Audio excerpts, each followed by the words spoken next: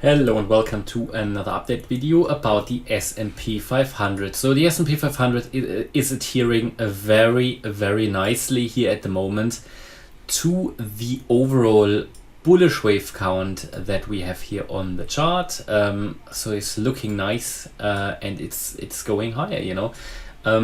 So at the moment, the bullish scenario for the S&P 500 is of course the primary expectation. I did start to tell you about bullish being the primary expectation when we moved above the wave 1 here. That was a move above 3,950 and when we were holding above the 50-day moving average.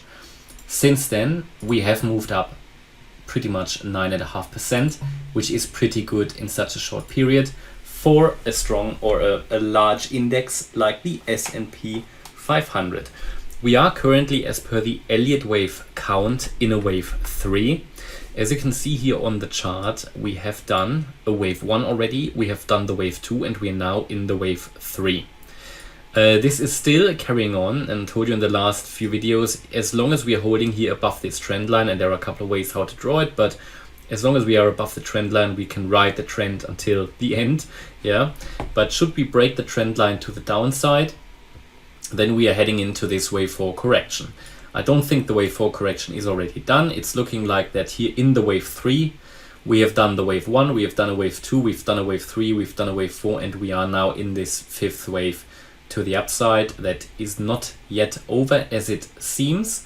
As we are pushing higher here, we would expect that the wave 5 here is gonna be over imminently. Yeah? So it won't take much longer. I think ideally between now and 4,350, maybe even a little bit higher. Let me just put it onto the chart. Let's see where we are in terms of the Fibonacci extensions here. So here we are already at the 200% extension, pretty much nearly at 4,350 pretty much. So that would be the next key resistance area where the price has a chance to reverse here to the downside. Okay, so keep an eye on that. Again, I don't think we are going to go up, for many more weeks. I think at some point here, more or less imminently, we should come down in a wave 4. At the moment, I have to say, however, very clearly, we don't see any weakness yet. And as always, you know, the trend is your friend until the end. Even though it's a bit of a silly comment, it is actually true. So obviously, as long as you're making higher highs and higher lows, that trend is pushing higher. The MACD is still pushing higher on the 4-hour. The RSI, I mean, we now see here, we see on the 4-hour basically a bearish divergence, you know, and you make here, even here, basically double top on the RSI, where you make higher highs on the price chart. The price can hold that for a while, you know, but at some point it will move over, and you need to bear in mind that all these people who bought, I mean, this is the future price, they are interested in selling at some point, and we're nearly here. We're now massively in the overbought range as well on the daily RSI. MACD is still pushing higher though, so the momentum is still up. And as I said, I would ideally expect it to go a little bit higher, maybe to the 200% extension here at $4,350. And then there would be the next chance to move down here in a wave 4.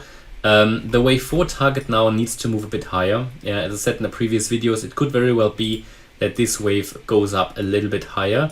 And let's say we will get all the way here to the 200% extension, basically 4,350. Then I also have to move up the wave 4 target range. And you can see they are starting to overlap at some point.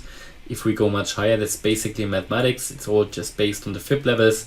They extend out, you know, the retracements as well. And then these target ranges move much closer together, which means the new target range for the wave 4 is located between 4,200 and 4,035.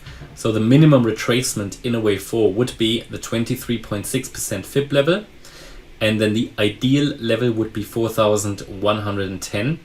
And the maximum would be 4,035, what a wave 4 should do.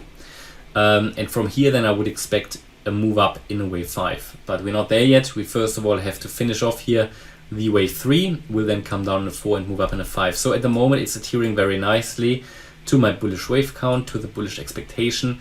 This wave count is valid as long as we stay, I would say, importantly above the wave 1 here, which is at 3,950.